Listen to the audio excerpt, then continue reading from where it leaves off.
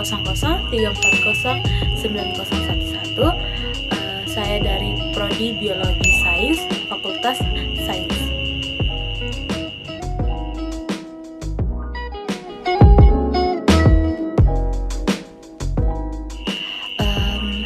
Perlu kita ketahui bahwa laboratorium merupakan tempat untuk melakukan penelitian atau melakukan riset-riset terbaru.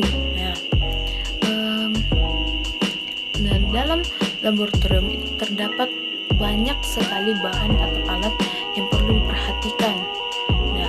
Jadi fungsi dari manajemen laboratorium itu untuk mengatur apa yang diatur dalam laboratorium. Yang diatur adalah keselamatan kerja kita dalam melakukan pekerjaan atau praktikum dalam laboratorium. Yang kedua, keselamatan atau memeriksa bahan atau alat dalam laboratorium. Ketiga, aturan-aturan dalam laboratorium. Ketika manajemen laboratorium itu tidak ada, maka mungkin saat ini laboratorium itu terjadi kebakaran, ada yang terluka, ada yang bahkan ada yang meninggal. Justru itu manajemen laboratorium itu sangat penting dalam laboratorium agar kita teratur dalam melakukan riset-riset atau penelitian-penelitian.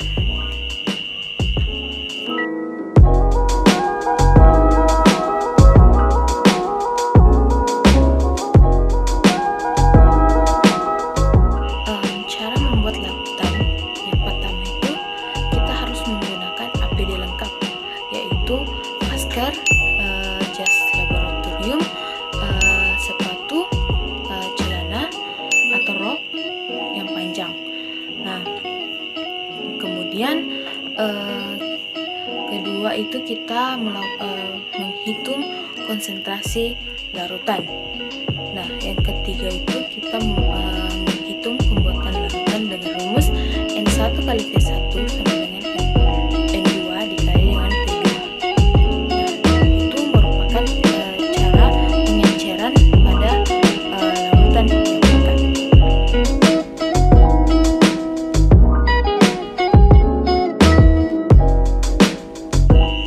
Peran laboran dalam lab itu sangat penting karena perlu kita ketahui dulu bahwa laboran itu adalah tenaga atau seseorang yang bekerja di lab yang membantu proses belajar mengajar di dalam lab. Mengapa saya katakan sangat penting? Karena yang pertama dia membantu proses praktikum di dalam laboratorium. Yang kedua, dia membantu pengajar dalam melakukan praktikum agar praktikum itu berjalan lancar. Yang ketiga, dia memeriksa apakah bahan itu masih layak digunakan atau alat itu sudah disterilkan atau tidak. Yang keempat, dia mempersiapkan segala kebutuhan dalam melakukan pengujian atau praktikum di dalam lab.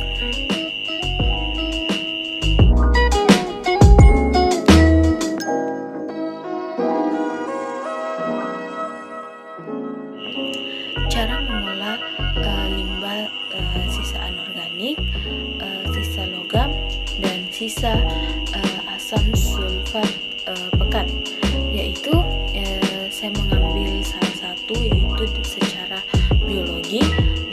Secara biologi itu ada teknik namanya bioremediasi, yaitu proses di mana dia memisahkan atau mengambil racun-racun yang ada di dalam produk tersebut. Dan yang kedua itu ada teknik namanya menambahkan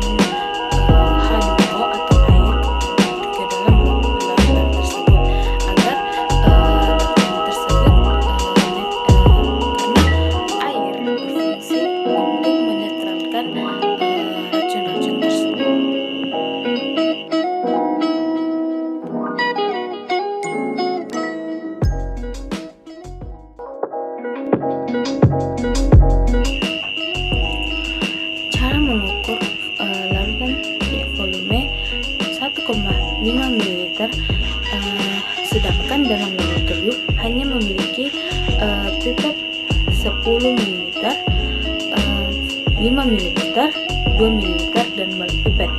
Oke, jawabannya seperti ini.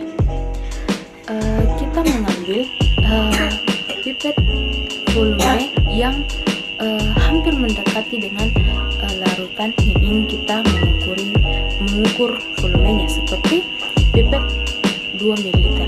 Nah, kita ambil 2 ml misalnya seperti ini 1 ml dan ini 2 ml. Kita masukkan cairannya, maka kita akan hitung 1,5 ml. Jadi seperti itu. Jadi kita tak perlu repot untuk mencari alat yang harus sama persis dengan ukurannya. Kita hanya mengambil pipet yang lebih mendekati dengan larutan yang ingin kita ukur.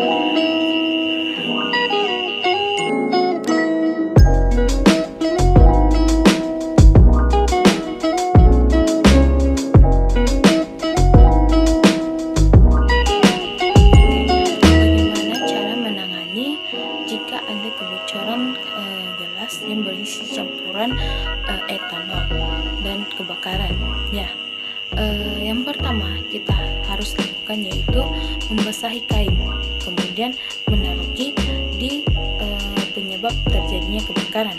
Yang kedua, sebagai seorang praktikum, kita harus mencari bahan-bahan yang mudah terbakar seperti larutan yang mudah terbakar, kertas, kemudian tisu. Ya, ketiga, kita harus mematikan listrik di laboratorium agar tidak terjadi percikan api yang begitu besar.